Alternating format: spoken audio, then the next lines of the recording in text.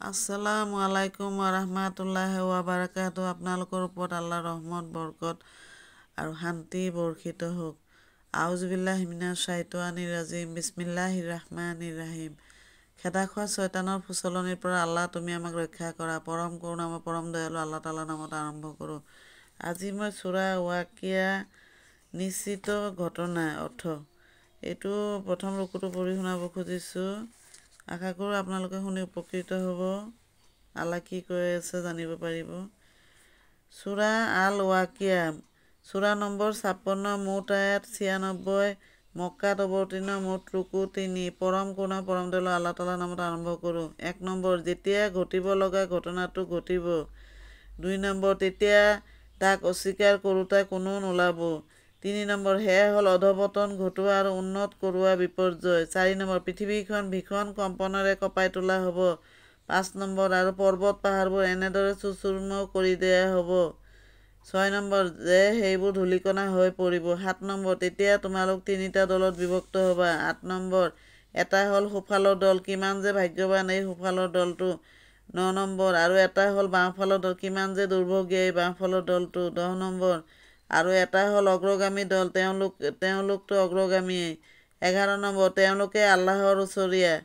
12 number, তেওঁলোকে সুখ সম্পদৰ ভৰা জান্নাতত বসবাস কৰিব। 12 নম্বৰ, তেওঁলোকে সুখ সম্পদৰে ভৰা জান্নাতত বসবাস কৰিব। 13 নম্বৰ, তেওঁলোকৰ বেছিভাগ হ'ব আগৰ চামৰ লোকসকলৰ ভিতৰত।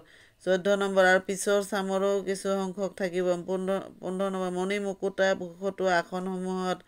16 নম্বৰ, তেওঁলোক পৰস্পৰে মুখামুখিকৈ আউজি বহিব। 17 নম্বৰ, তেওঁলোকৰ আলপৈচান ধৰিব চিৰশৈশৱপ্ৰাপ্ত কিশোৰবিলাকে। 18 নম্বৰ, প্ৰবাহিত নিজৰাৰ সুৰা ভৰা পানপাত্ৰ আৰু পিয়লাবোৰ পৰিৱেশন কৰি।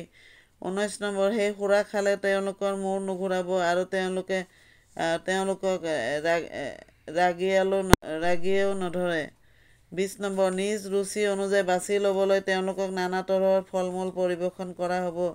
21 নম্বৰ, ইয়াৰ উপৰিও তেওঁলোকৰ ৰুচি অনুযায়ী বাছি ল'বলৈ চৰাইৰ মাংস পৰিৱেশন কৰা হ'ব।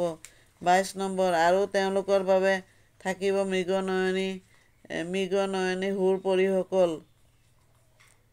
23 নম্বৰ, আৱৰি ৰখা মুকুতাৰ দৰে হ'ব তেওঁলোক নিৰ্মল। 24 নম্বৰ, পাৰ্থিৱ জীৱনত যি কৰ্ম কৰিছিল তাৰে পুৰস্কাৰ স্বৰূপে এয়া তেওঁলোকে পাব। 25 নম্বৰ, তাত তেওঁলোকে অলাগতিয়াল আগবান নথকা কথা আৰু পাপসূচক বাক্যালাপ শুনিবলৈ নাপাব। 26 নম্বৰ, কেৱল শুনিব শান্তি, শান্তি বোলাহে শুনিব।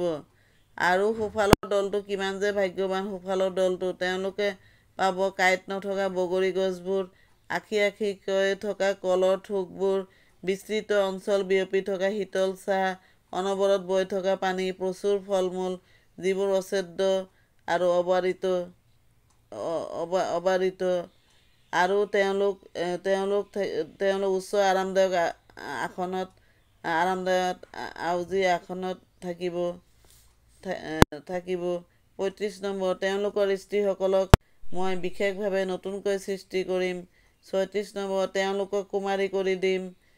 37 নম্বৰ, তেওঁলোক হ'ব নিজ স্বামীৰ প্ৰতি আসক্ত আৰু সমবয়সীয়া। 38 নম্বৰ, এই সকলোবোৰ সোঁফালৰ দলৰ মানুহৰ বাবে। সুবহানাল্লাহ। সমাপ্ত।